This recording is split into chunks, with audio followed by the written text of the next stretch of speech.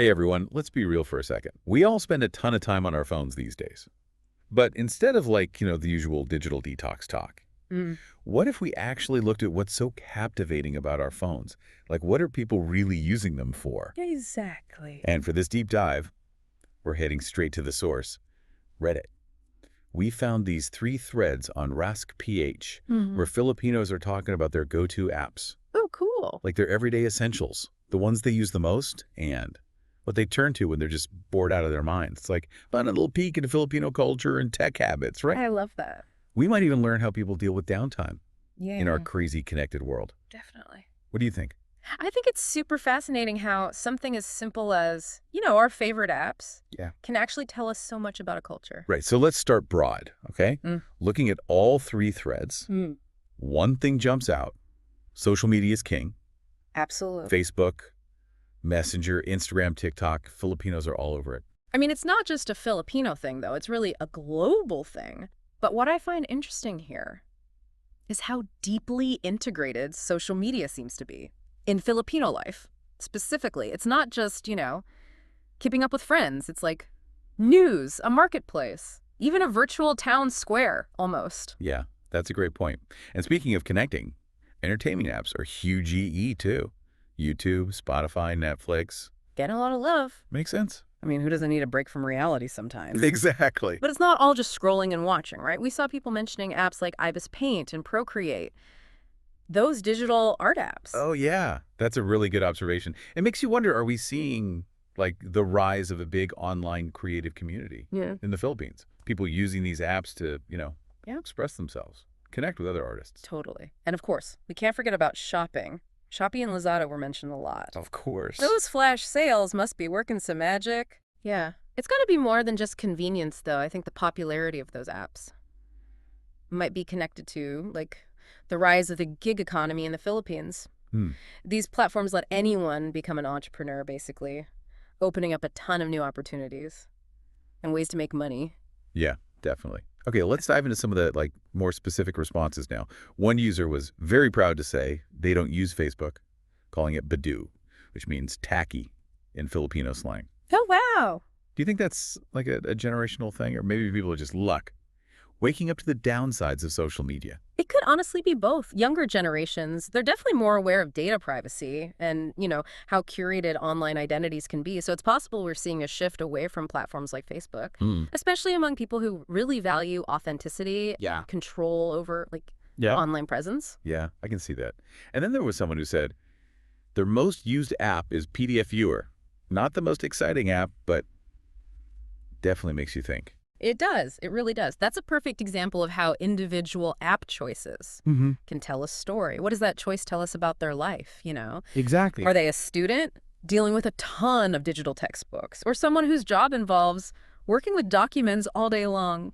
It's a tiny detail, but it opens up so many possibilities. It does. And then we have the person who uses a Facebook Marketplace just to call out overpriced listings. Oh, no. I gotta admit, that would make me laugh. I can imagine. It's funny. But it also shows a growing frustration with online marketplaces, right? For sure. People are more aware of inflated prices and maybe some questionable practices. Yeah, it speaks to the challenges of, any evolving marketplace. As online platforms become more and more part of our lives, we're going to see both the good and the bad. And it seems like users are getting creative, often in funny ways, to push back against things they see as unfair. Yeah, that makes sense. So speaking of ways to pass the time, let's move on to how Filipinos are tackling boredom. Ready to explore the Boredom Busters thread? Absolutely. Let's see what we've got. Looks like games are a popular choice. We're seeing Mobile Legends, of course. Yeah. The super popular mobile MOBA. Yeah, makes sense. But it's not all about competition. There's also a lot of love for those chill, immersive games like Stardew Valley.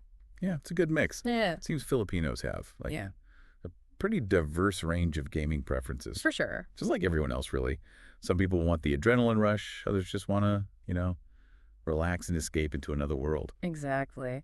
And speaking of other worlds, I thought it was interesting to see Medium mentioned, that platform for reading articles and essays, Yeah. It suggests Filipinos are looking for more than just What's quick bursts of entertainment. They Well, want something thoughtful, something engaging to read. Maybe those moments of boredom are actually opportunities for Mm-hmm. personal growth or something, expanding their perspectives. It's cool to see that reflected in their app choices. Totally. And remember how we talked about digital literacy earlier? This next part really showcases that. We found some apps that show Filipinos have a knack for finding free content and exploring, like, niche interests. Oh, I like that. Tell me about these, like hidden gems. What did you find? We saw Tachiyomi for manga fans, Stremio for streaming movies and shows, and even Libby for borrowing ebooks from libraries. No way. It seems like Filipinos are, like, finding ways to access a whole world of entertainment without spending a dime. That's pretty impressive. It shows a certain resourcefulness, Definitely. But it also makes you think about the accessibility of Yeah. mainstream entertainment options. Right. Like, are these alternative apps a choice or a necessity? That's a good question. Especially with so much digital content moving towards subscriptions these days. Yeah, sure. It's something to think about. Definitely. Here's another interesting thing we found. Work-related apps. In people's personal top 3, Oh, wow. Slack, Teams, even during their downtime, work seems to follow them around. It really highlights that, like, blurred line between our personal and professional lives these days. Yeah. Is it a sign of, like, hustle culture becoming more prevalent, where everyone feels pressure to be productive all the time? It could be. Or is it just the reality of modern work, where being connected is just expected, even outside of work hours? Yeah, it's definitely a complex issue and something a lot of us are dealing with. Absolutely. Definitely food for thought as we navigate this whole work and technology landscape. Sure. So zooming out a bit, what stands out to you the most from all these app choices? Anything surprising?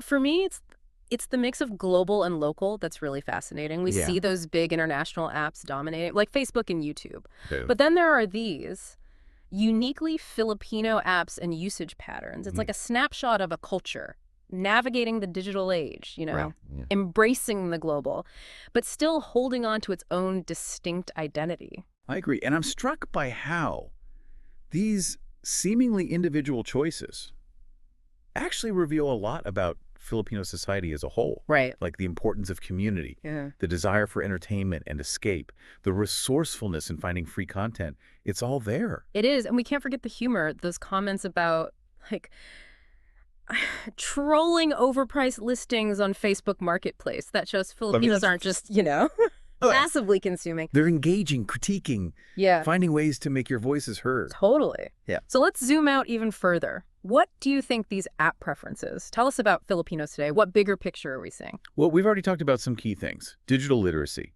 the changing entertainment landscape, that blurring of work-life boundaries. Right. But there's also the rise of the gig economy. Apps like Shopee and Lazada, they're creating platforms for small businesses, side hustles. It's fostering a real entrepreneurial spirit. Yeah, that entrepreneurial drive is definitely coming through. It makes you wonder how, these app ecosystems will shape the future of work and commerce in the Philippines. It's exciting Yeah, and definitely unpredictable. totally. But one thing's for sure, Filipinos are embracing the digital world, adapting it to their needs, and shaping it in their own unique way.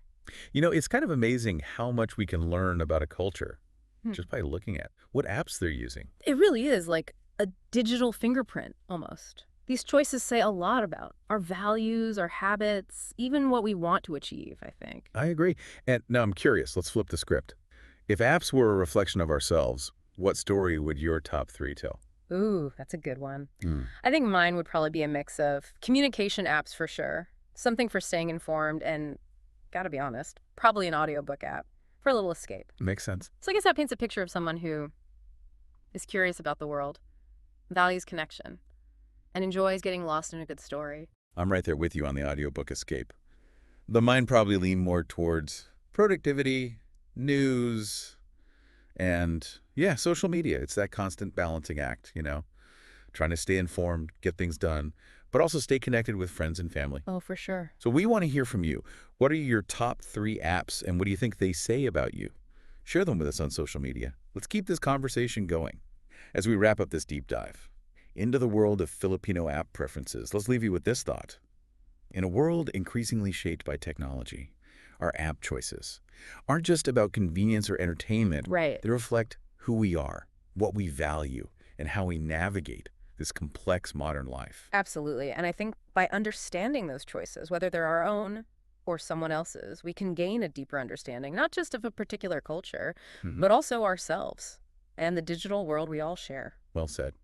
That's it for this deep dive. Thanks for joining us. And until next time, keep exploring.